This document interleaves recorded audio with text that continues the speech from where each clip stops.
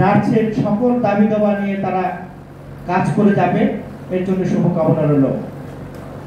বন্ধুগণ, গত কয়েকদিন যাবত আমরা দেখছি বাংলাদেশের রাজনীতিতে একটি উত্তপ্ত অবস্থা বিরাজমান করছে।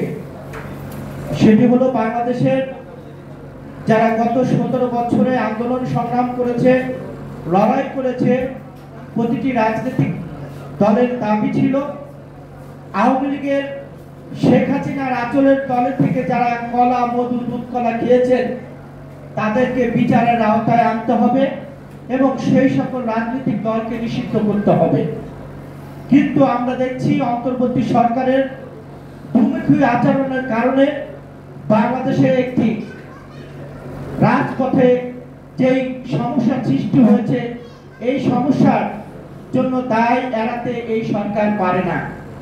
আমরা দেখছি যে জাতীয় পার্টি সহ যারা বাংলাদেশের গণতন্ত্র এবং বাংলাদেশের মানুষের সাথে প্রতারণা করেছেন, সেই জাতীয় বেঈমান পার্টি, জাতীয় পার্টির মহাসচিব ইতিমধ্যে তিনি বলেছেন আকুতির সাথে যে এখন নাকি তাদের রক্ষা করার দায়িত্ব বিএনপি।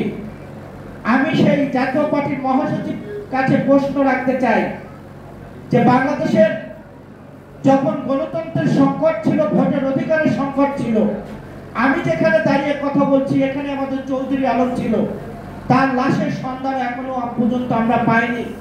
কিন্তু তার চেয়ারম্যান ভারত থেকে এসে তিনি বলেছেন এই ভোটে যখন বাংলাদেশের মানুষ শেখ হাসিনার অধীনে ভোটে যাবে না, সকল রাজনৈতিক দল এক হয়েছে, কিন্তু এই মুনাফেক জাতীয় পার্টি, জাতীয় বেঈমান পার্টি সেদিন ভোটে গিয়েছিল শেখ হাসিনাকে বৈধতা দেওয়ার জন্য।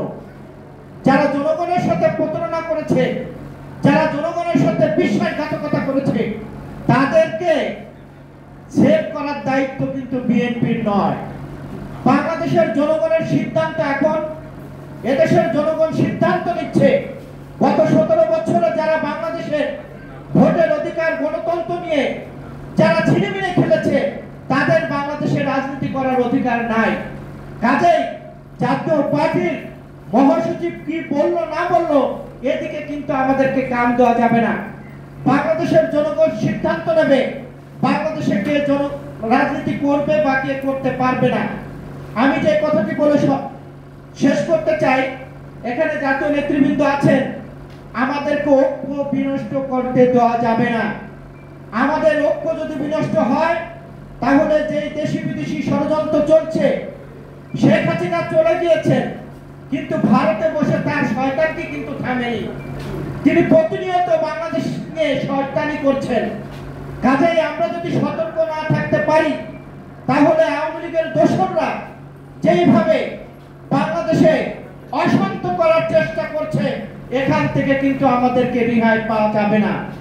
আমরা যদি সতর্ক থাকতে পারি, আমরা যদি ঐক্যমত থাকতে পারি, তাহলে 5ই আগস্টে যেভাবে শেখ হাসিনাকে তাড়িয়েছি, ইনশাআল্লাহ বাংলাদেশের প্রশাসন থেকে শুরু করে যেখানে শেখ হাসিনার দোসর আছে সকলকে তাড়াতে আমরা সফল হব।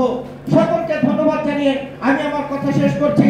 দেখা হবে রাজপথে, কথা হবে স্লোগানে, হয় লাশ না ইতিহাস। আল্লাহ হাফেজ।